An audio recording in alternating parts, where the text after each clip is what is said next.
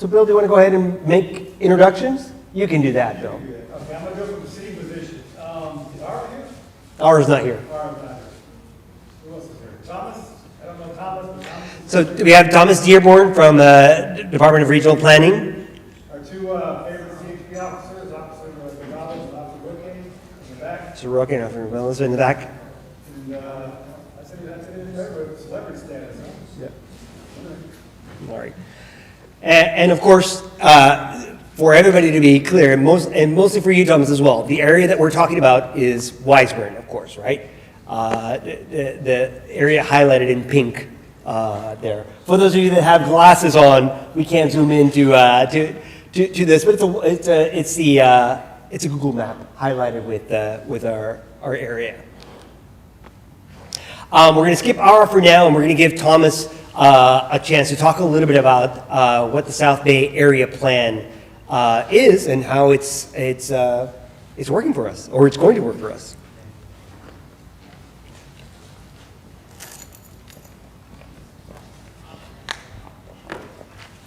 All right, hello everyone, and thank you for having me here tonight. So most of you, if not all of you, should have received this card in the mail. And if you're wondering what it's about the South Bay Area Plan, which is a new plan that's being developed by our department that's basically going to be supplemental to the general plan.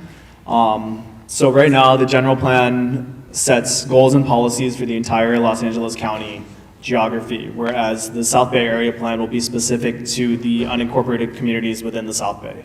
So that includes Lenox, Del Aire, Wiseburn, Hawthorne Island, Minetta Gardens, Alondra Park, El Camino Village, West Carson, La Rambla, and Westfield Academy Hills. And before I forget, we have a sign-in sheet at the front on the table. If you want to sign up for our newsletter updates, if you're not already receiving them, just write down your name and email over there, and we send out monthly updates, sometimes more occasionally, depending on if we have any events scheduled. So again, the general plan designates 11 planning areas. The South Bay is one of those. And it's going to be supplemental to the general plan and developing policies and goals for future community growth and development specific to the South Bay region. So the plan is going to be area-wide, so it's going to be covering all of the communities within the South Bay. However, if certain communities have special or unique circumstances that they want to address, there's a possibility of doing a community standards district for that community. So if Wiseburn has special land use or planning problems that need to be fixed, we can look at creating a community standards district that would be specific to the community of Wiseburn. The plan is going to attempt to address issues facing the planning area. Some issues that we've already identified are traffic congestion, air quality concerns, lack of developable land, goods movement, climate change, environmental justice, and noise impacts. So what will be done under the area plan? We'll develop a long-term vision for the area and highlight each community's unique identity. There will be an implementation program of the housing element update. So this will be rezoning of specific parcels that have been identified through our regional housing inventory to be rezoned to mixed-use housing, mixed-use zoning, which will allow for residential uses in those areas. And in the community of Wiseburn, can you go back to the map real quick? Thank you. So the portion along Inglewood Boulevard is the only one right now slated to have those commercial properties rezoned to mixed use. There'll also be a zoning and land use consistency review. So what this is we look at the current land use and zoning of every parcel in the planning area, and we make sure that they are appropriate for each other. So if the land use is H19 or H30, then that land should be zoned for residential uses. If the land use is industrially zoned and there's currently industrial land use, but there's currently residential zoning on it, then we would update the land use to reflect the current use that's on the ground. So we'd update that to be residential land use, so some H designation. It will also update existing policies and regulations. It will not copy policies that are currently in the general plan. It will only add new policies and maybe build off of certain policies that are already outlined in the general plan. And then lastly, it'll include a historic context statement for each community. So this statement will focus on important patterns of development, architectural styles, and events, and individuals that have made significant contributions to local history and the built environment. So if there are any people in your community that have been here for a long time or know the history of it and would like to participate in the historic context statement, let me know, and I can get you in touch with Dean Edwards. He's the planner who will be working on that with our consultant as well. There is an opportunity area designated by the general plan. It is the corridor along Inglewood Boulevard, and it just identifies it as an existing commercial corridor with a mix of uses, including neighborhood serving businesses, and also provides opportunities for mixed-use development, as well as design improvements for pedestrians and bicyclists. And that was part of the reason that that area was selected for the rezoning for the housing element. Just to go over a quick run through of the timeline for the area plan. So June of this year, we just kicked off our community outreach and engagement activities. We've been attending different community meetings, such as this one, to present on the project and get feedback from residents on what different planning issues are, or anything else that they'd like to share about improving their community. We just got our consultant on board, and we are planning on doing another area plan-wide community meeting on Zoom tomorrow night. That's what information was provided on this postcard, and also I provided flyers of our upcoming events up at the front if you'd like to take those as well. So we'll have 2 open house events. The first one will be on July 29th from 11 a.m. to 1 p.m. at the Lenox Library. This event basically will have different tables from different sections in our department, sharing information on recent updates, other plans that are going on, like the Climate Action Plan, and then also have a few booths from other agencies that are doing work within the area. So again, that's an in-person event on July 29th at the Lenox Library from 11 to 1. The information is on the flyer in the back. So our goal is to have this plan adopted by the Board of Supervisors by December 2024. So that means that we will have a first draft of the South Bay Area Plan and the associated CEQA documents by the end of this year and out for public review at the beginning of next year. So from now until then, it's really important that if you have thoughts or ideas that you want to share with us, now's the time to do it so that we can make sure that it gets incorporated into that plan. Once we do have the draft, we'll make it available for public review where you can read through it, see if it adds up to what you were looking for, the goals and policies that you are in support of, and then also provide feedback at that time before we work on the final draft and bring it to hearing in front of the Regional Planning Commission in August of 2024. I do want to just say that the area plan is not going to prescribe any development, so when this area plan is approved, it doesn't mean that things are going to be developed in your community. It just allows, it sets the groundwork for how future development can happen. So it's still up to the property owner to decide what to do with their property, and then obviously any developers who would want to come in and do projects. So it's really just setting the guidelines for that future growth to happen. So it's not likely that you'll see any changes very soon with this plan. I would say if you expect to see the effects of this plan play out, it would probably be closer to 5 to 10 years from the actual adoption date. And with that, I highly encourage you to attend the meeting tomorrow night. We'll have a lot more information and graphics and go over some of the preliminary concepts that we have as potential inclusions into the area plan. I'll be giving that meeting online. Again, the information is on the the flyer in the back and also the postcard you got in the mail. And I'll just open it up in case anyone has any questions right now about what you discussed or what will be covered in the plan. Yes. Can you define mixed use?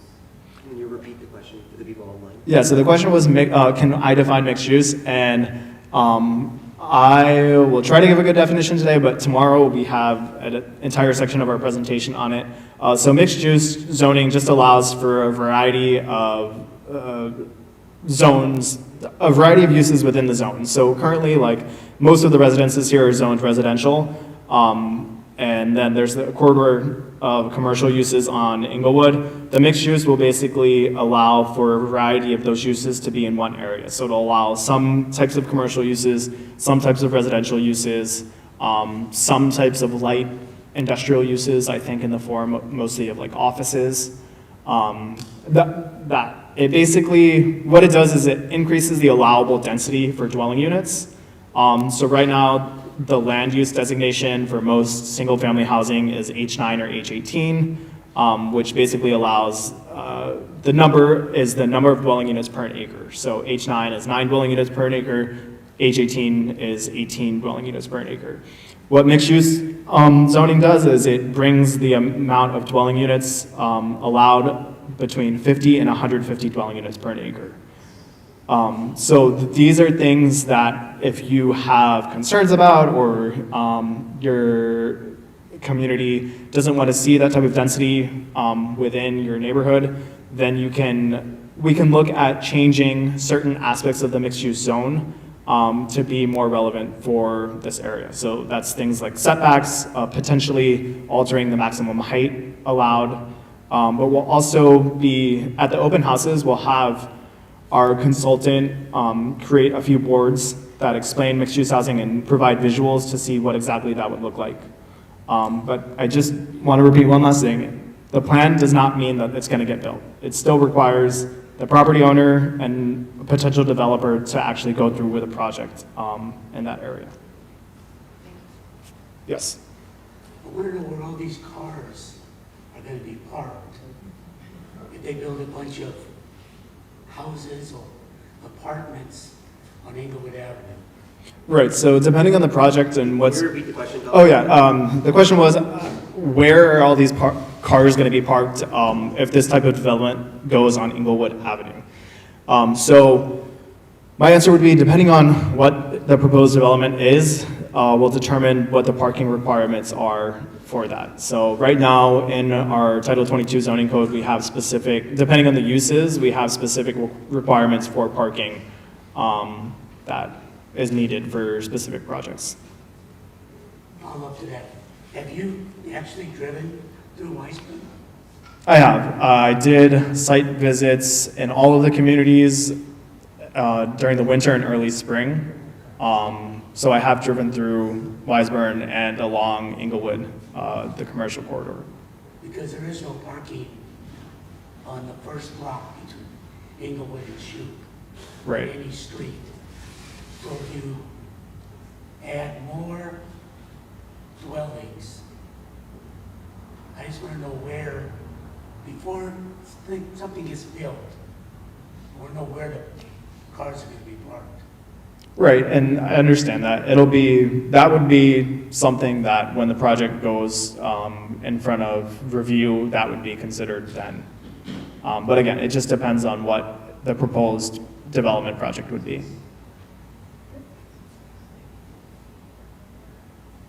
So attend that meeting tomorrow. Yes. So, a couple of questions. Why are they changing it? And what are they asking from us? Are they asking us what we want? Are they telling us what they're going to allow? So the first question is, why are they changing it? What did you mean? Changing what? The general plan for the South Bay. So in the general plan, there's a policy, planning area framework. So it's part of the implementation of the general plan is to work on these area plans. And to answer your second question of, are we going to listen to what you say or are we just going to do? That's what we're doing now, and why we're attending this meeting and hosting our own meetings is to get feedback from the residents about what they want to see goals and policy-wise in their community. Okay, well, going back to the first question, why are they changing it? Is it to increase development? It's so, The main issue, to increase development, you're saying the homes now are so many per acre, 8 per acre, 18 per acre. And this new development, you're saying 50 to 100 per acre. Is that their plan?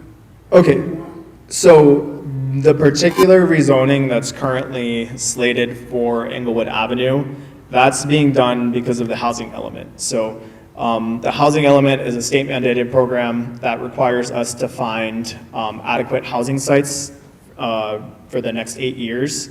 And in order to do that, we are not required to build the sites, but we have to identify properties where those sites could go. And a way of doing that is by rezoning to mixed use because it allows for that increased density of housing units. But again, this isn't anything that's newly planned for this area because the general plan already identified that as a corridor for future rezoning and future development. So growth's important, we need houses for people and everything, but we need to start from the top down. In California, we have an issue, or two of them, water and electricity. You're gonna charge us or restrict us on water, and the same on electricity, you're gonna have brownouts. You ought to be developing more of that to handle the people that are here already. Or am I missing something? No, you're right. And again, that's Repeat the more, question. so the question was, in order to in order to support this increased housing, there needs to be infrastructure improvements as well, such as water and electricity, and how is that going to be done? So that's not part of our plan. We just deal with land use and zoning, specifically at the local level. The requirement to find housing is a state mandated law. So that comes from Sacramento, and that's what's told to all local jurisdictions. LA County is not the only one. Every single city around here has a housing number they have to meet. Ours is relatively low compared to other jurisdictions, and we have the entire unincorporated county area to find those spots. So don't think that all of the housing was slated for your community to be built. My only suggestion is pass it up the food chain then. Lose someone down, whoever it is. For those of us already built ADUs, do those count towards your order that you have to find? All right, the question was for those of us building ADUs, does that count towards your housing numbers? So yes and no. The fact that ADUs are permitted by right, there was a fraction of that number that was included in finding these adequate housing sites. Another thing that you might be familiar with is SB 9, which allows for second units now to be built on single family zoning. That was also taken into consideration as well. And just to be clear, we're not talking about today, or it's not under consideration, R1, R2 zoning, which is the residential under H9 that exists in our community. That's not being considered for, is that being evaluated as well? So we are not rezoning R1 or R2 properties. Any property that's already zoned residential, as long as it matches the land use designation, there won't be an upzoning of that housing. Yeah. So you're just talking about all the properties on Englewood Avenue? Correct. All the commercially zoned properties right now. Not the apartment buildings that are there already? I would have to look at what the zoning is on those properties, but if it's residentially zoned already, it's not getting rezoned to mixed use. And again, it doesn't mean that the development, we're not building these units. It's just identifying sites where they could potentially go.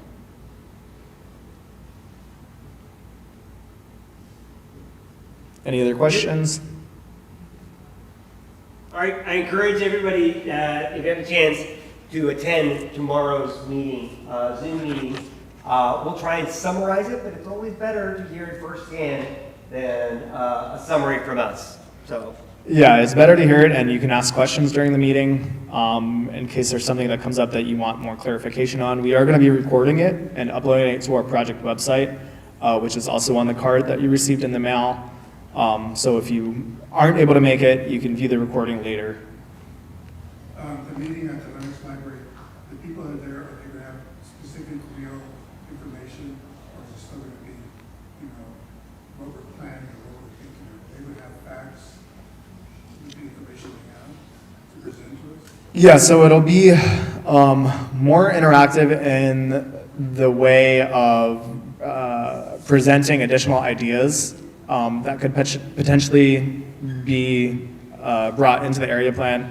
And we'll have maps that you can look at if you want to show different areas that you think would be good for certain types of development, or if you want to identify areas outside of what's already covered on the housing element to be rezoned or whatever. So it'll be very similar to the meeting, but more interactive in the form of you would be walking around different tables, getting different information on projects we're working on, and then able to ask more sort of personal, direct questions related to the materials. Is tomorrow's meeting just for our community immediately, or is it countywide? It's well, it's area plan wide. So everyone in the area plan, unincorporated South Bay, received the postcard about the meeting. But it's not going to really talk about the individual communities very much. No, I'm just wondering, the likelihood of getting questions asked and answered, how big, you know, potentially a lot of people watching and trying to get questions asked. Correct. I will say that even when we send out these notices, we typically don't get huge turnouts. Wiseburn and Del Air happen to be two communities that are very interactive with us so far. If any of you saw the survey that we had out and completed it, these communities were the highest respondents on that. So I don't anticipate having, I would be shocked if we have 100 people show up. Fair enough. Thank you. Okay, Thomas, thank you for joining us. Thanks.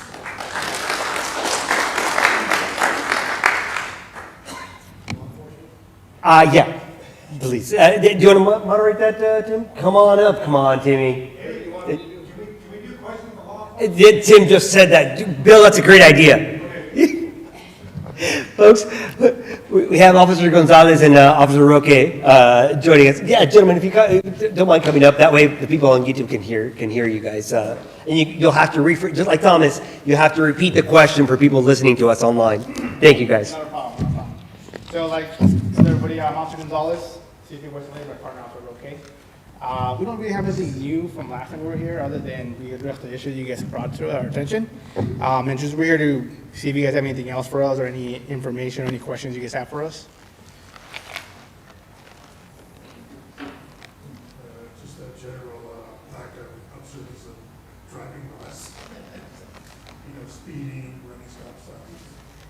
Yeah, so the question was just, observing people, running stop signs and speeding through the area. The last time we were here in the meeting, we did, some concerns were brought up, some of the intersections, in the area that people are running stop signs. We did address some of those issues. Obviously, we always can't be in the same area all the time, because we have to focus on other unincorporated area within the West LA area. So we try to be in here as much as we can. So we try to, one of the big issues was 140th and Ocean Gate. Myself personally, I sat at that stop sign and was able to write at least 15, 20 tickets in that particular stop sign alone. Luckily now, my understanding is that they put a 4-way stop sign now, so hopefully that helped the issue.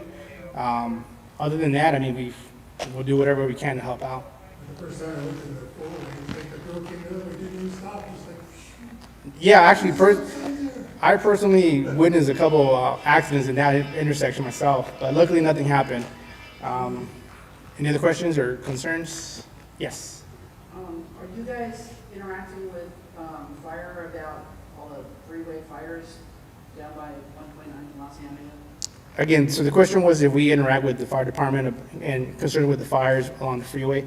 We do, actually. When they get the call, we get the call as well. And that's one of the issues that we are kind of dealing with right now. A lot of the homeless encampments are coming along the side of the freeways. We do try to address them as much as we can. Again, it's unfortunate, we do have this big problem, and not just in this particular area, but throughout LA County. So we try to focus as much as we can and deal with the most unsafe locations from all these homeless encampments. Once we go there and we address it, we get in contact with our partners at Caltrans. They'll come out and they'll do all the cleanup and the evictions there. But it does take some time, depending on the severity. It could take anywhere between a day to maybe a couple of weeks, maybe even a month sometimes. Yeah, it's just been a rash of them lately, and living next to the exit ramp. My son freaked out and called me at the grocery store, El Segundo, and I got the fire department from there, because he was just all shook up. And it's like, we've had 3 or 4 in the last couple of months. Yeah, and the unfortunate part is, whenever we go there and we do the cleanup, the next day they're right back. It's just this vicious cycle that we have to go through, unfortunately. Hopefully, we have a solution for that soon, but that's something that's gonna have to come from the county and from the state, so. Anything else? I have a question. Yes. You know, I see that you put 4-way stop sign on 135th Street. And even on 135th Street, it's hard because going from here, from west to east, when you're driving, there are cars parked on Ocean Gate, and it's so difficult to see if cars are coming. We have to move quite forward in order to see that, and that's dangerous. The car coming might hit you if you go so forward. So why can't we have a 4-way stop sign there? We have had accidents at this corner. That's something that we actually don't put ourselves. That comes from the county, and the county will come out and do a survey and kind of go through that process. They'll come to us and ask us if there's any accidents in the area or in that particular intersection. But that's something that you could definitely do to reach out to your, politician in the area and tell them, hey, this is the issue that we're having. And if you voice it yourself, then it's coming directly from the residents that live in the area as opposed to us. And then they'll come and talk to us and ask us, if has this been an issue before? And we could definitely say, hey, we've had so many accidents in that particular area. Maybe we should look into putting a 4-way stop sign. So we have to initiate that. Unfortunately, as much as we could go there and enforce it, we can't. We don't have a way of doing it. Unless there's a constant pattern of accidents that happen all the time. But it's really difficult if it doesn't really always happen. If it's just near like missed accident and nothing happens, there's no documentation. It's just luckily nothing happened at a particular moment. But if you guys see it and that's something that you guys as a resident or community are concerned for, you could definitely bring that up and voice it out. Even on the highway, when we're driving on the highway, some people drive so crazy, and at that time, nobody's there to check them. And it's really a problem. It's a very big problem, unfortunately. Just like any other agency, right now we're really low on numbers and patrol officers. We're doing our best to get more officers through our process and be out and patrolling the streets or the freeways. But until then, we have to work with what we got. We do our best to be out and be visible. There's some times that I'm putting myself almost 200 miles a day just going back and forth on the freeway and hope that maybe just by them seeing me, people slow down. But like sometimes, we don't have everybody available, so it's hard to be everywhere at the same time. But luckily, hopefully, nothing happens, and maybe hopefully that person will someday get seen by one of us and we'll be able to stop them and address the.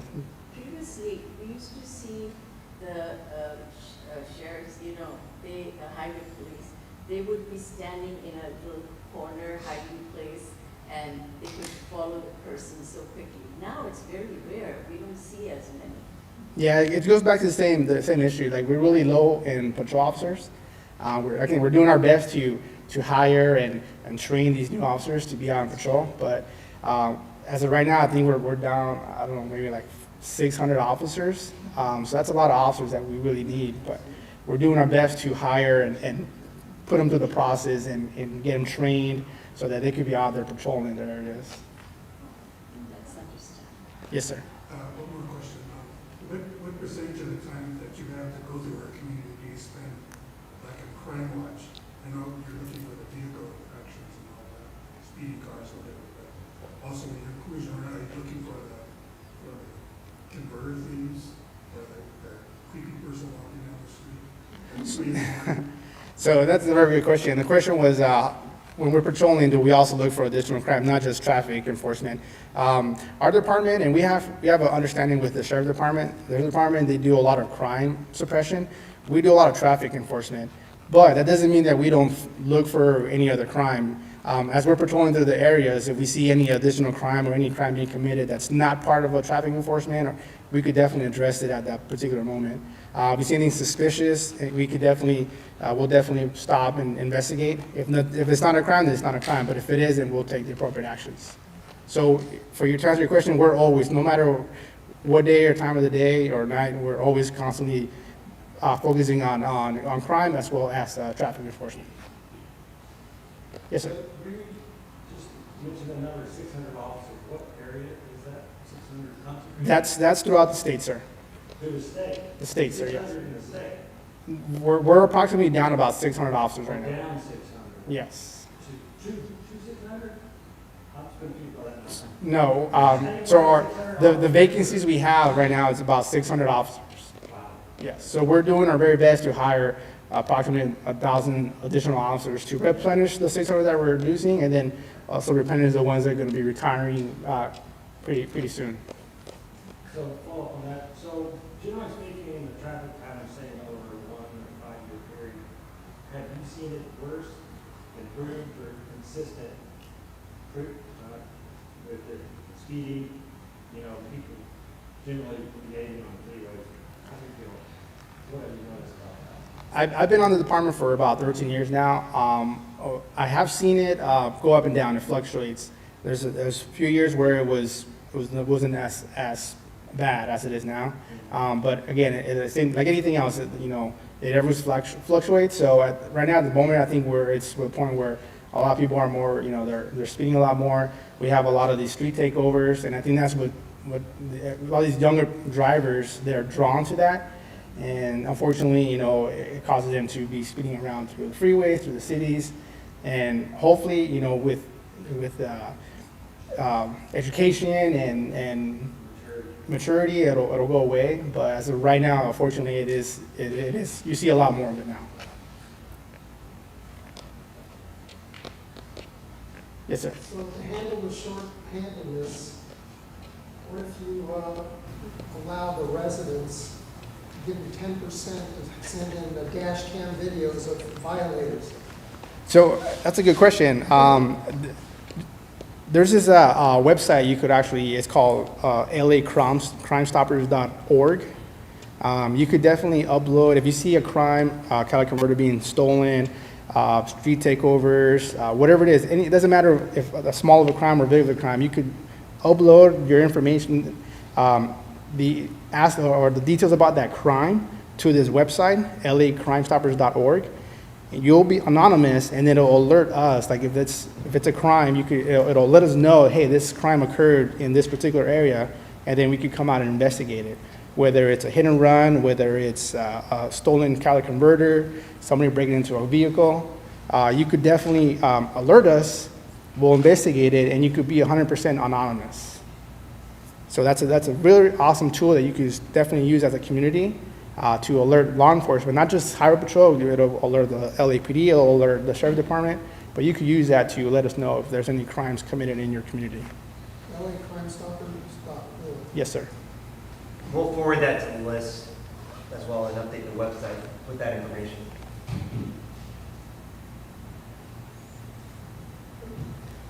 Any other questions for these gentlemen? All right. Thank you, guys. Thank you. Sorry. One more thing. I just want to let you guys know that we're going to be at your National Night Out on August 1st. We are going to be, Officer Roque is going to be there. Unfortunately, I will have to be at a different location that same night. So we'll be more than happy to answer any questions that particular night if you want to come up to us, talk one-on-one. Officer Roque and then additional 2 officers will be here to help with any questions. We'll have information on booth about bicycle safety, any kind of safety information you need, we'll have it. And we'll be very happy to be here with you guys. So looking forward to that. Thank you. All right, 2 minutes and then I'll let you go next. Yeah, I heard you about traffic signs and traffic stops. We have liaisons with Public Works handles that, right? You guys would have seen some improvements in, right, the crosswalk and the stop sign. Those are all resident initiated. The same thing with the slow neighborhoods with Vision Zero. Some people think the signs aren't very attractive. Hey, drive slow, it's a slow neighborhood, slow down your speed.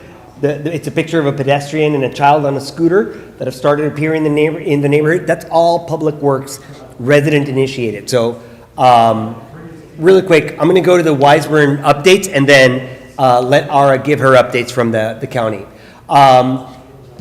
Really quick, everybody would have gotten a postcard in the mail from Public Works, actually, not from the waste hauler, indicating a general increase retroactive to July 1st. It's a $1.80 increase in the basic service for waste disposal, right, from the provider. I don't have a comment, and Public Works isn't here. I'll let Ara perhaps comment on it if she has, and if not, we'll find out from Public Works what's behind that. It went out to the entire South Bay residential franchise system, which is 8 communities, right, including Del Air, Lenox, El Camino, and us and Del Air, right? The slow seats program you would have seen, right? These are the slow down signs that you would have seen starting to appear in the neighborhood. We can request more. I wasn't aware of what they would look like or how they would be affixed, but it's something, right, to indicate it makes people look. If nothing else, they slow down to try and read the sign. Golden State Water published its water quality report. No change from my glancing of it. We'll send this out to the watch list as well. You don't need to take a picture. You'll be able to click on these links. I don't know if you have noticed, but for the past 18 months, this side of Holly Glen has had AT&T fiber for the better part of a year and a half, 2 years now. So AT&T fiber is now covering about 90% of Wiseburn. So just an additional, it's not a commercial for them. They just lay down infrastructure for fiber. It's an additional internet service provider. You can take a look and see if your home is there. If it's not there yet, it's coming soon. Last and not least, and then I'll let Ara go, our finances from last year. In 2021, we started off with a healthy balance because we received a $1,000 grant from the county for a green initiative. There was a webinar. Some of you here attended that webinar. That helped us get $1,000 for a green initiative that the county promoted. So we started off with a healthy balance. Most of our expenditures, thank you to those of you who contribute either as one-time contributors or on a monthly basis. We appreciate every penny counts. We got a couple $100 in donations. Most of our expenditures go to P.O. Box rentals, insurance to insure these events. All right, we have to have a facilities liability insurance to host this event at the school's property. And then the other expenditures were for the Santa Parade, gifts that we give out to the kids, Amazon purchases for things and knickknacks that we give to the kids. And we started 2023 with $1,272. I have a laser pointer here. $1,272 in our balance. And our balance as of today, not paying for National Night Out just yet, is $1,574.06. So again, you'll get a copy of this in the spreadsheet. We've been remiss in publishing this. It took me a bit to get the accounting done. By the end of the year, hopefully we'll end up with a healthy budget prior to the Santa Parade. So Ara, go ahead. Come on up. I have a question on the county donation that you have received. Was it like a one-time donation from Department of Public Works? $1,000 that was listed at the top? I don't have that. I don't remember if it was from Public Works or not. It was a one-time thing. It's not a recurring thing, although we'd love to know if any funding opportunities that the county may provide on a recurring basis to our organization. I think, well, I served last year, so it may have been from another department because I'm not aware of that. No, it was 2021. I was just explaining how we started the year with $2,200, is that we received a $1,000 donation for a green energy seminar from LA County. It was in 2021, summer of 2021. Okay. Yeah. So we'll go back to, so let me introduce Ara An, for those of you that don't know her. She's our Deputy Liaison for Constituent Engagement in the 2nd District, Holly Mitchell's office. Hello everyone, I hope everyone is doing well. My name is Ara An, and as Eddie mentioned, I work for Supervisor Holly Mitchell as a field deputy, and I would like to share a couple updates. And this past weekend was a really eventful weekend for our office. So one, we had an event called Marina Del Rey for All, and basically this was an event where we wanted to promote the accessibility of Marina Del Rey. And as most of you know, Marina Del Rey became part of 2nd District after redistricting. And even though there are so many, beaches that we can enjoy, we often don't have access to it because we don't know about it, right? So we wanted to promote that. And also swimming classes, that's another big thing. So our county parks, we have aquatics and we have swimming classes, not just during the summer, but throughout the year too. During the summer, we have increased number of pools that offer swimming classes, so I encourage that as well. If you're interested in, learning swimming, we have classes for adults and children, and you can visit the website parks.lacounty.gov/aquatics and you can learn about swimming classes for children and adults. So that's going to be a helpful resources that you might want to tap into or share to your family, grandchildren, and what have you. So yeah, the event was really nice. We had concert, and people saw how Marina Del Rey can be accessible for all the residents across 2nd District in LA County. So that was a great event. And as you may have heard, there is a Hawaiian festival that happens in Alondra Park.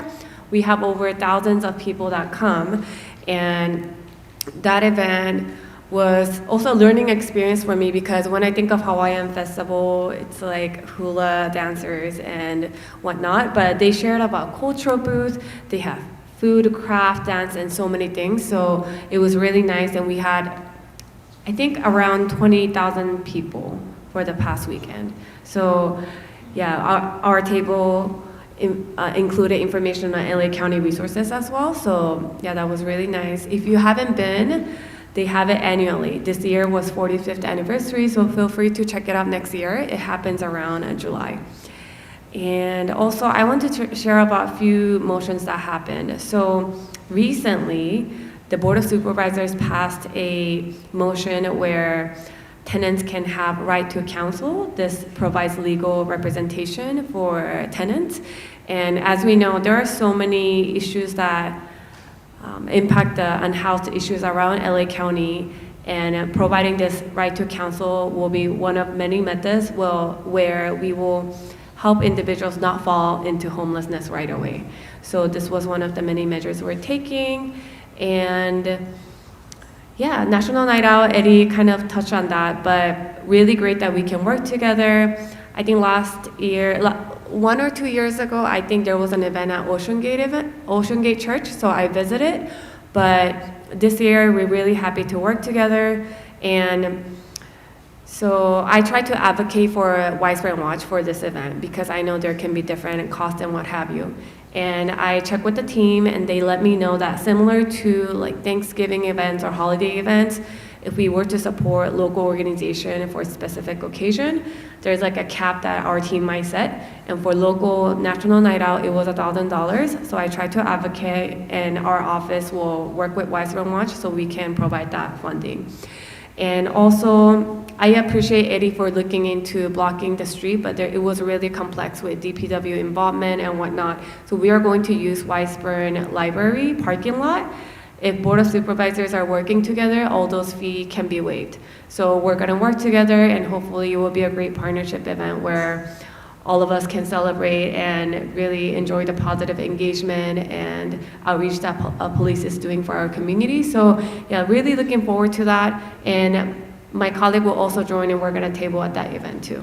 So yeah, I shared a lot of information, but if you have any questions, please feel free to email me. My email address is aan@bos.lacounty.gov. So that was AAN@bos.lacounty.gov. And I also learned that my colleague from county, Thomas, from regional planning, also presented on South Bay area plan. So thank you so much for coming. And it's a great opportunity where county staff can come and share helpful programs and resources going on. Your community input is really important, so the department can take that and consider that as a plan on development and the way they can serve the community better. So thank you, Thomas, for being here, and feel free to share any insight that you have to him, and I'll be around as well. But yeah, thank you, and I'll pass it to you, Eddie. Thanks, Alex.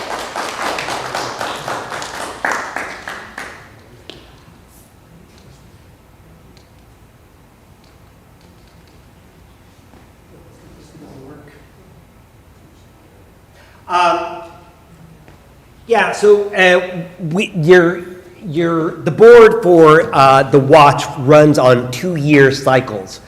So there's elections every 2 years on the odd years, and this is 2023. So we'll send an email out outlining the procedure. We weren't prepared to run the election with those present. We want to try and recruit people to join the board. So please, if you know people that especially if you have time to work on community events, it's not a big time commitment, but we definitely need doers to join the board. I'm trying to convince most of the board to run for re-election. I think I have most of them. We'd like to see new members and increase the board membership if people can join us and help organize events.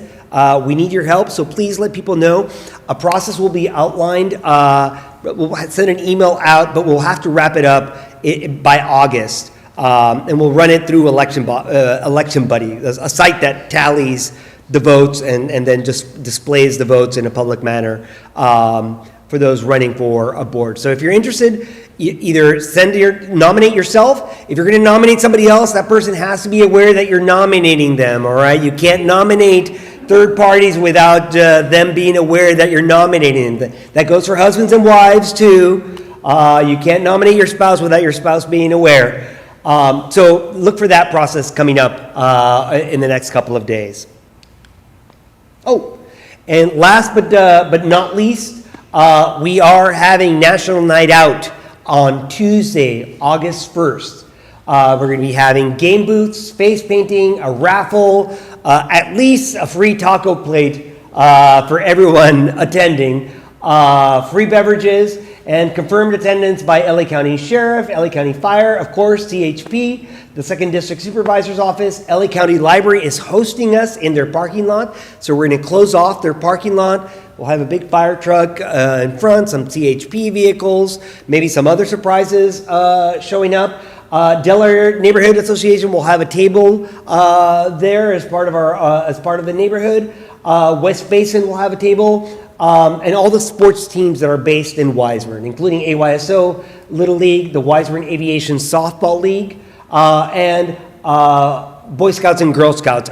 Our local Girl Scouts and Boy Scouts are actually based in El Segundo, is the nearest troops. They'll host us they'll help us by singing the national anthem and at the event. So please join us. We need help. We need funding. Anything that you can do to help, either drop a tip at the jar. Take a look at the website. We take Venmo donations. It's a tax write-off if you're feeling particularly generous. We have an EIN number. We can write your receipt. Even if you can contribute plates, utensils, stuff like that you may have extra gathering dust in the garage, we'll take it. We'll use it and write your receipt for it if you need it. So that is, put it on your calendar. You'll get a flurry of reminders several times a week. That is on August 1st from 4 p.m. It's a Tuesday. It's the first Tuesday of August from 4 p.m. to 8 p.m. And you'll see setup starting at 2 o'clock. And the library has graciously going to close their parking lot. They're going to reserve the side of the parking lot for their staff to park. But that library usually has plenty of parking available. So we shouldn't be impacting library patrons. Questions? Oh, look, there's our Venmo code if anybody needs it. We hardly ever ask for money, but if you can, we'll graciously accept it. Questions? General questions, open forum. Hey, where's the sheriff? Bill, where's the sheriff? Very good question, guys. And personally, I'm extremely frustrated with our station at the moment. We have not had a community advisory committee meeting for over 3 months. My emails are not being returned. We were assigned Lieutenant Chang. He's become I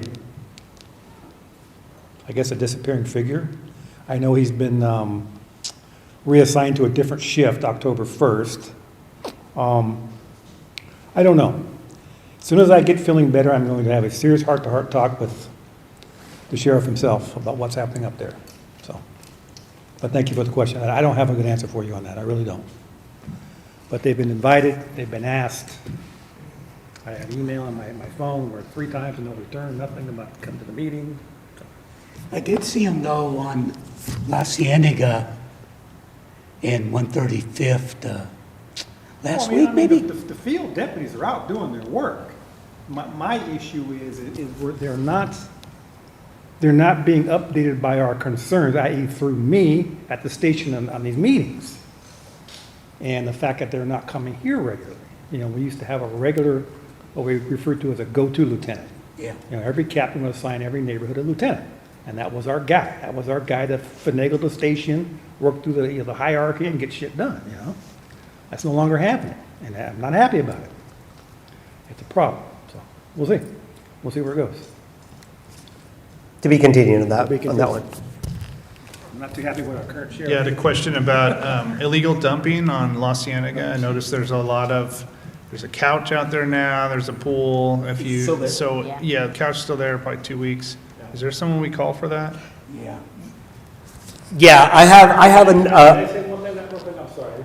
Yep. But waste man, not Come on. waste man, but our current waste hauler is supposed to be taking care of that stuff. That couch been reported by me 4 times. I can speak to it. I'm from the county, so I. Please. Why don't they pick up our stuff? So Chris Shepard and UWS came and presented, right? So there's a work app where by a click of a phone, you can submit that request. So that's available for you. If you haven't not received that, Yep. 4 times? Yeah. So yeah, I got it. Okay, so I'm gonna elevate it. I'm gonna elevate it. Things like this, right? Our office, that's what we're here for. If the department or the contractor is not doing the job, that's what I'm here for. So I'm gonna talk with you right after, and I'm gonna elevate that right away tomorrow. Okay? So could you see that, and then the next day there's more trash, because someone, oh, that's where you need to dump your stuff. I think the dumping is definitely tricky. If you go to like Compton, Florence, Firestone, it's crazy because irrelevant of encampments, people dump bed frames, sofa, and it's ridiculous. At the end of the day, it's, you know, it can be certain businesses or individuals, who knows, right? But I think education needs to happen. There's more outreach that needs to happen, and I understand the frustration that you're going through. So tomorrow, I'm gonna elevate that, okay? So after this, I'm gonna connect with the department and Works app. I highly recommend that, but when there are situations where issue like this arise, you can reach out to me directly, and I'm gonna elevate it for you. And for Bill's comment, Lieutenant Mateo, she has been good at responding, no? Not to me. I don't know if it's personal, I don't know. There's a history to that. There's Captain Tatro. There was a meeting a few months ago. I think you had another meeting, so you couldn't come to that one, but I think that was the last CAC meeting that I attended. You know what, yeah, the last one that a lot of us couldn't make, she told us 6 hours before it happened. You know, that's unprofessional. Yeah. Extremely unprofessional. My colleague tried to attend it quick too, but anyways, yeah. I think the captain is out right now, so Lieutenant. We have no cap, that's what it is.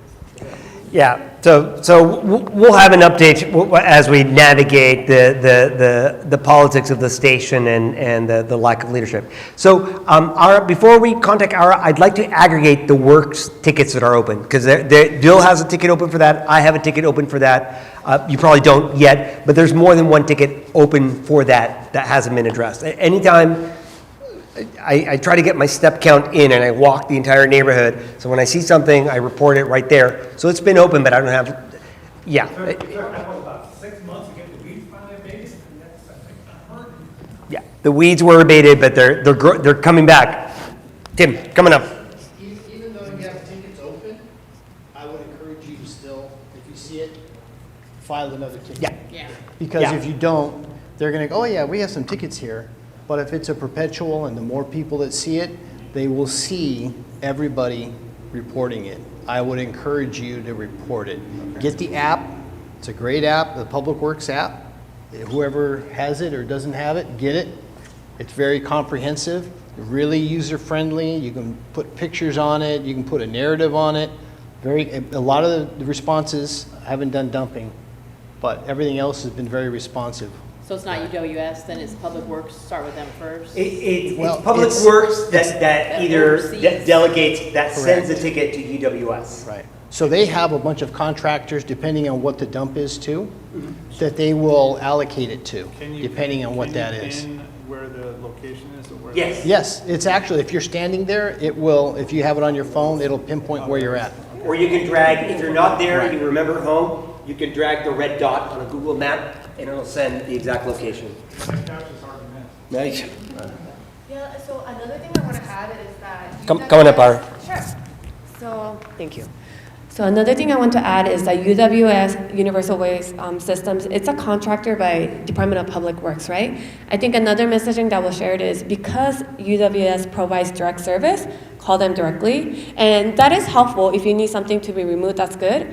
But sometimes if you do that, the record is not, it doesn't go to DPW, right? And DPW is supposed to be like a watchdog of UWS so that that contractor does the work. And they're supposed to manage it. And yeah, so the Works app is good, but since you're having hiccup right now, I'm going to assist you and I'm going to elevate that, okay? Yeah, So. they could fill a whole truck with all this stuff along the walking path and on just on Los Cienega. Yeah. It's up on the hill, behind the fence, just sitting up there. Yeah. Chairs, I mean, it's just. I think the best friend, we talked about So it a while back. It's the same location, I think. So So, behind the fence, they will not do. If it's CHP, if it's on the freeway side, they won't do it. That enters a whole other piece of, Yeah, okay.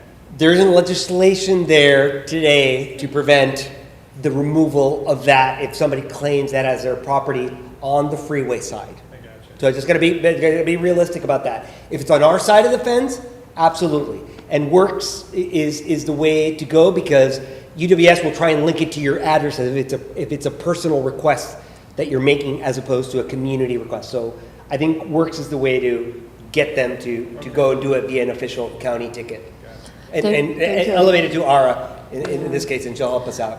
yeah, and basically what Eddie is talking about, thank you for that, that's like jurisdictional differences, right? Whenever freeway is involved and anything surrounding the freeway, because freeways are managed by the state government, right? That's where CHP comes in and what have you, so that's kind of like a difference. But anything when it's like county property and whatnot, I'll be happy to jump in and help you. So yeah, thank you. Wait, did you? Yeah.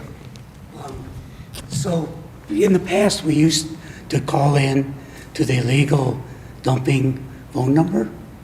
So we don't do that anymore? It'll end up at Public Works. Once they find out it's the unincorporated area, it'll end up that. Because that's what I've always used, was that phone number. Yeah, it'll generate a ticket in the same system. Okay.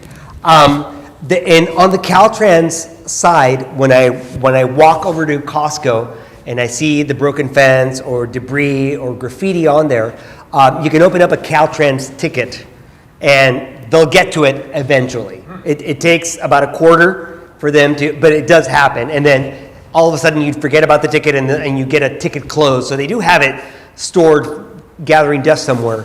And it'll eventually come back and say, oh yeah, we did it, look, about 3 months later. But, do you have a comment or just Related to that, if it's a safety hazard and you put that in your words, they come a lot faster. yeah, if you, I do it a lot when the weeds get really tall, because it's a fire safety hazard. so let me repeat what Mona said back there. So if you mention fire, risk of fire, fire safety, that'll get them here sooner. So those are trigger words for them whenever there's a possibility of fire. The other thing I used was safety for the kids walking to and from school. Yeah, it's safety for children walking to school as well. Well, we're talking about UWS and, we're going on a year. almost. Is there a way we can have them come back to our meeting, Yeah. on our next meeting, and In September? like maybe Yeah, I think September? we should have It's enough probably time. time. There's some things, like the day after Labor Day, I know they were a day off because they lost a whole day, but 5:30 pickup was a bit early. Oh, yeah. On Tuesday, yeah. And that. So I called. Yeah. And it took about a week for somebody to get back to me. Okay. And then after around 4th of July, then it was 5:45. So I'm just trying to knock out a pattern, kind of thing. We can't let them get. Yeah. So I thought, well, it'll be a Yeah, year. September will be a year that we've had the new contract, so maybe they can, and then the lady was very nice. We don't need to attack her or anything, but just see. No. We'll invite them. Getting through, it takes a while on the phone, quite a while on hold, kind of thing, but you eventually get through. I wish there was another system. But you can send an email, but then they say it takes 48 hours to get back to them. Question on, go ahead.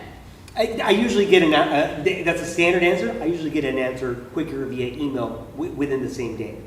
The Public Works, would they be the ones that oversee the street sweeping people? Okay.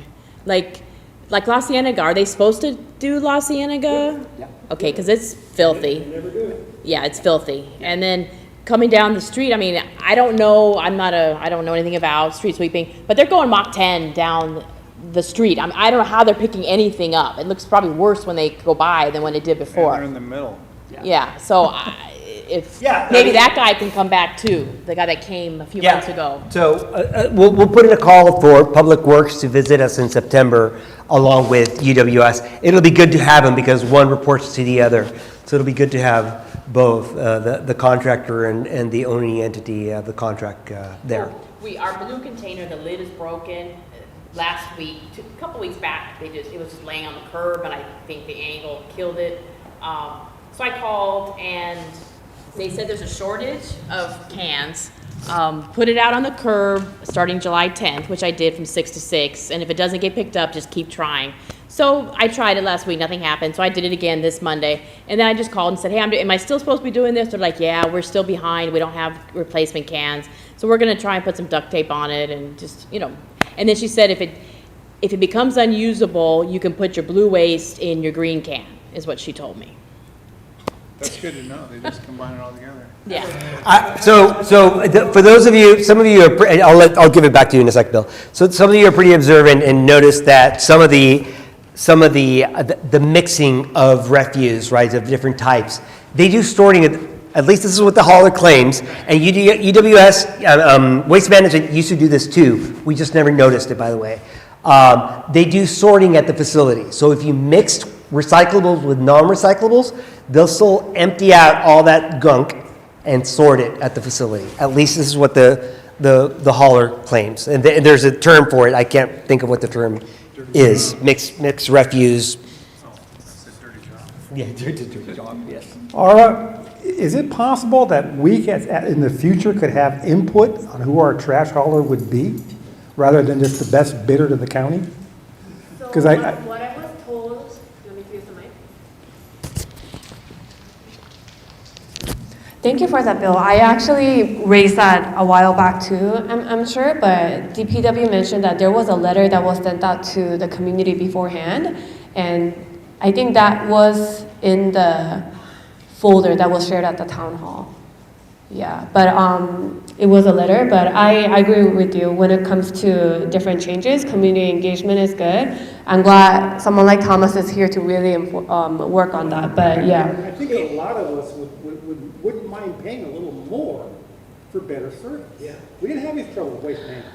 I think there were many components and opinions that were added, so I cannot speak on behalf of the county or the decision makers, but yeah, so Eddie, Chris Shepard, he's a go-to person, but if you request him to come on September, then I think he'll be happy to come and provide that information. I think that's a good question to ask Public Works. I'll tell you what their generic answer is going to say is that their procurement process is transparent, a call for bid was put at the supervisor's agenda notes, right? But we're counting on the relationship to tell us, hey guys, your contract's up for renewal, we'll ask for input. I agree with what you're saying. Yeah. The reality is, a year into this, it ain't working, Yeah. Well, and the thing too was, UWS started at 7. I mean, 6 o'clock start, we're just residential here. Oh, yeah. Why do we need a 6 o'clock start? Yeah. Really? Yeah. I mean, it's wow. And Yeah. at 5:30 when they're running And the hot. contract says 7, so we can call them on that before they start getting more comfortable with starting at whatever time they want to start. So I think it's time for them to visit, and we'll ask Chris Shepard from Public Works to come and visit us as well. UWS too. And you do, yes, both of them, yeah. One Derry, last question. how many questions do you get, Derry? Have you heard we were having a bulk pickup? I went to the website and I couldn't find anything there. It's going to be in October. They don't have a date. I asked this, somebody else asked me this last time. It's going to be in October. They don't have the date yet. They're also supposed to be publishing a newsletter on a quarterly basis that they haven't updated since last year. It's on the Public Works. It's on the Public Works website. So they'll have the date by the time they visit us in September, but it's coming up in October. Is my understanding. This is the public large bulk pickup, the free one that we get, in addition to the resident requested one that you get. And then Mona, yes. Then. Thank you. This is totally different of what you guys are talking, but I want to address an issue that is happening on 140th between Ocean Gate and Shoup. There are a couple of homeowners that they own between 9 and 12 cars, and they reserve their space right after the street sweeper pass. They go and park around 3 p.m. and we should park at 4 p.m. So they reserve the spaces until next week, and we can't find a space in there, so we have to walk 2 blocks away, which is a good exercise. But when it happens for handicapped person or with kids or groceries, I think it's unfair for these people to park 9 or 12 cars. Can we start like the permit or something? I know a lot of homeowners that they are willing to sign a petition. What can we do in that situation? So the permit is and Tim and let you know this, is the most difficult way to go about it, because you need 70% of the street to say yes. Of the entire street, not just your section of 140th. It has to be 140th between Inglewood and La Cienega. So I'm just saying it involves work. I'm not trying to be negative. People abuse parking in our community left and right all the time. They park their vehicles as long as possible. I would start with enforcement at the sheriff's office, parking enforcement. I'll give you the address, the email address of Officer Green, who's in charge of the parking enforcement people that are supposed to be doing our neighborhood. There's two people that do it. How often they come on sometimes they come, sometimes they don't come. So, but if they know they're going to meet their quota by giving them cars that violate the 72 hour. Yeah, they move it. They move it because they are right across their house, and they move. They have 9, 12 cars, so they put some inside, and then they take the others outside. So it's difficult. Yeah, that's definitely, it's an urban planning issue. I mean, we also don't. I don't know if there was a talk earlier about painting parking slots, right, on the streets. If that would alleviate, I don't know necessarily that would alleviate anything. That they reserve their spaces right across their houses because they don't want to block. They don't want to walk not even half of their block. Yeah. So unfortunately, there's no limit to the number of vehicles per home. The enforcement of the 72 hours of a vehicle being parked isn't actively enforced. I can give you information on the permit parking. I'd like to know if you think that you can get the signatures for it, because that's something that we've been talking about for several times. There are people that are vehemently opposed because they don't have an issue on their side of the street, right? So, but it's something. It's a large project. If you want to try 140th as a test street, I can help you with the information to do it, because I don't see an easy solution for that. Because it's, there are some people that they have to park in their lawn because. And that looks horrible. Yeah, that looks bad for the community. I agree. And technically, it's not allowed. Of course, watch them ticket that. Watch them ticket the parking on the lawn and not the street abuse parking. I could see the county doing that. So let's talk afterwards, and I can give you the information.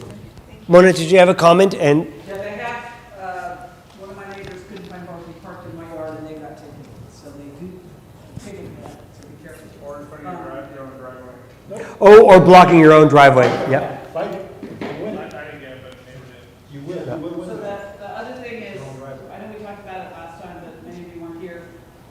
Friends of the Library is trying to raise money in the fall. Western's going to have more programming. They get some money from the county. We like to supplement it. But Friends of the Library, as people have aged out, have got really tiny. And so what we've done is register with grocery stores. If you're already giving through the schools, no problem. But if you haven't designated your club card for Ralph's or Food for Less or Bristol Farms programs, we missed getting a payout this past quarter by $1. We raised $24 for 10 people for community giving. It takes 25 to get a payout.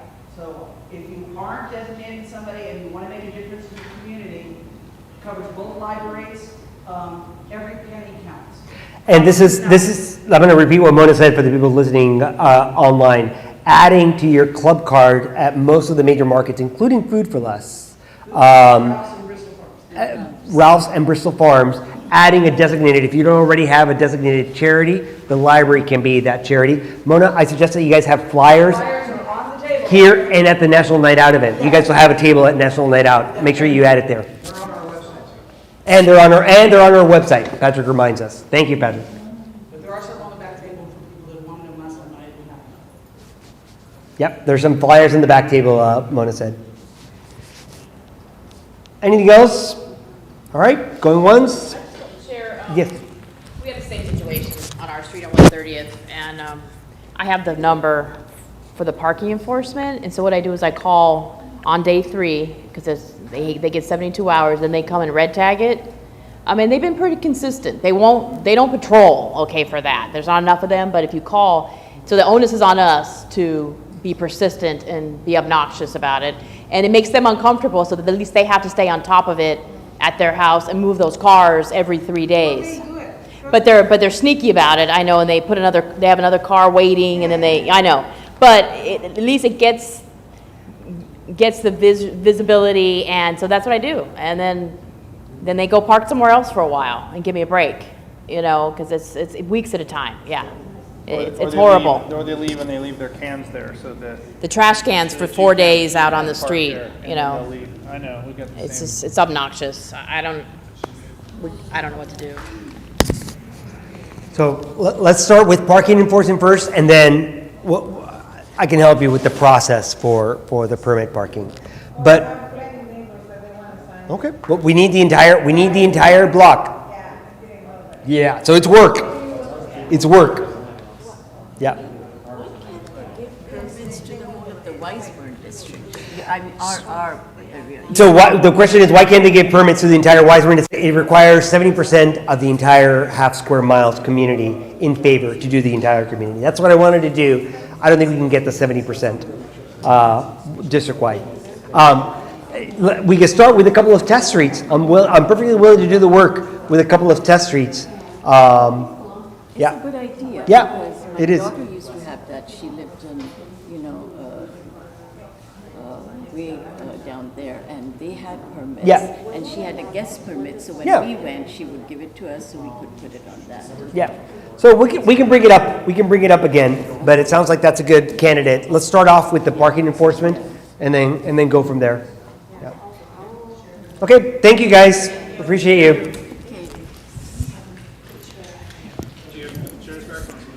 Yeah. Thank you. Yeah. Let me bring your card. All right. Thanks so much.